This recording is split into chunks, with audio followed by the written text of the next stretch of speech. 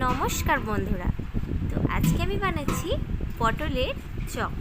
তো এখানে দেখো একটা ইউনিকভাবে আমি পটলের চপটা বানাচ্ছি। তো ফার্স্টেই আমি যা নিয়েছি সেটা হচ্ছে পটলগুলোকে অর্ধেক করে নিয়েছি। এখানে নিয়েছি কালো জিরে, আদা, কাঁচা লঙ্কা আর সেদ্ধ করে রাখা আলু। তো বেসনটার মধ্যে ফার্স্টেই দিয়ে দিলাম বেকিং সোডা, লবণ, হলুদ, কালো জিরে আর সামান্য জোয়ান। তারপর এই পটলের কাছ থেকে যে বীজগুলো থাকে ওগুলো বের করে একটা বেসনের ব্যাটার গুলে নিয়েছি। আর এখানে তেল গরম হয়ে গেলেই আমি তেলের মধ্যে দিয়ে দিয়েছি কাঁচা বাদাম, দুটো শুকনো লঙ্কা। তারপরে যে পটলের বীজগুলো বের করে রেখেছিলাম ওগুলো ওর মধ্যে দিয়ে দিয়েছি।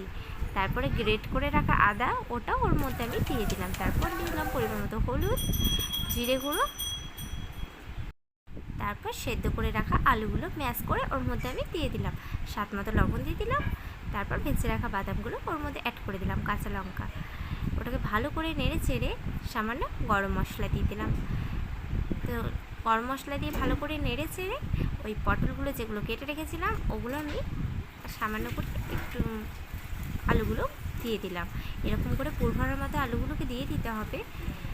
তো এই দেখুন আমার এখানে সবগুলোই রেডি হয়ে গেছে। এখানে আমি তেল গরম করতে দিয়েছি, তেল গরম হয়ে গেছে আমার। তেল গরম হয়ে যাওয়ার পর পটলগুলো ব্যাটারে ডুবিয়ে এরকম করে দিয়ে দিতে হবে। যে লাল লাল ভাজা হয়ে যাবে সেইগুলোকে কিন্তু তুলে নিতে হবে। তো ফাইনালি আমার হয়ে গেছে ভাজা। তো আপনারা প্লিজ লাইক করুন, আমার রান্নাটা কেমন হয়েছে আমি কমেন্ট করে জানান।